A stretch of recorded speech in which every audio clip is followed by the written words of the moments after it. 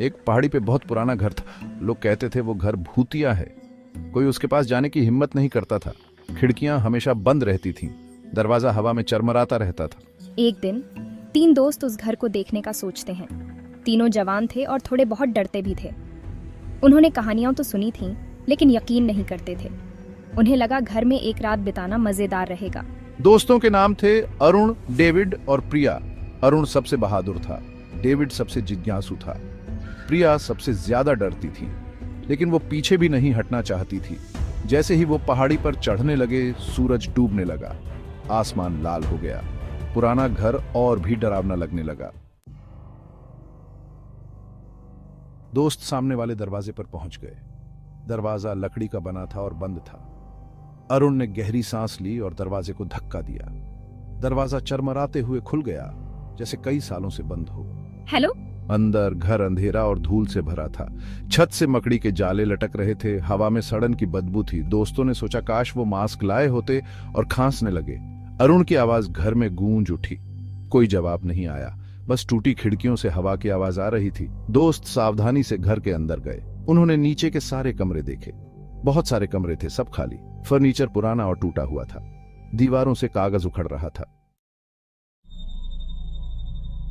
दोस्त चरमराती सीढ़ियों से ऊपर गए। वो पहली मंजिल पर पहुंचे। यहाँ और भी कमरे थे। ज्यादातर कमरे खाली थे, लेकिन एक कमरा बंद था। तुम्हें क्या लगता है इसमें क्या होगा? मुझे नहीं पता, लेकिन मैं जानना भी नहीं चाहती। अरुण ने दरवाजे पर कान लगाया। उसने ध्यान से सुना। उसे एक धीमी खरोंचने की आवाज सुनाई दी। वो दरवाजे से हट गया। उसने गहरी सांस ली। अरुण ने अपना कंधा दरवाजे पर लगाया और धक्का दिया। दरवाजा नहीं खुला। उसने फिर से कोशिश की, इस बार और जोर से। दरवाजा एकदम खुल गया। कमरा अंधेरा था। दोस्तों ने अंदर कदम रखा। उन्होंने एक मोमबत्ती जलाई। जब उन्होंने देखा कि कमरे में क्या है तो वो डर गए। एक कोने में एक परछाई बैठी थी। वो एक लंबा सफेद कपड़ा पहने हुए थी। उसके बाल लंबे और काले थे। उसका चेहरा उसके हाथों में छिपा हुआ था। हेलो। अरुण ने फिर से कहा। उसकी आवाज धीमी थी। परछाई ने धीरे से अपना सिर उठाया। उसने दोस्तों की तरफ देखा। उसकी आंखें मोमबत्ती की रोशनी में लाल चमक रही थीं। प्रिया चीख पड़ी। डेविड पीछे हट गया। अरुण अपनी जगह पर डटा रहा।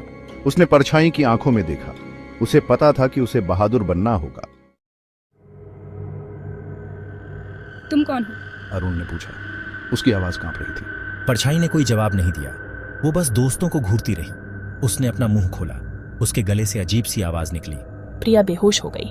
डेविड ने उसका हाथ पकड़ा। उसने उसे दरवाजे की ओर खींचा। हमें यहाँ से भागना होगा, उसने चिल्लाया। अरुण परछाई से दूर हटा। उसने अपनी आंखें उस पर रखी। वो अपनी पीठ उस पर नहीं करना चाहता था। उसे नहीं पता था कि वो क्या करेगी। दोस्तों ने कमरे से भाग लिया। उन्होंने दरवाजा जोर से बंद कर दिया। वे सीढ़ियों से नीचे भागे। वे घर से बाहर भागे। वे तब तक नहीं रुके जब तक वे पहाड़ी के नीचे नहीं पहुंच गए। वो कभी उस घर में वापस नहीं गए। उन्होंने कभी नहीं भूला कि उन्होंने क्या देखा था। उन्हें पता था कि कहानियां सच थीं। पहाड़ी पर स्थित घर भूतिया था।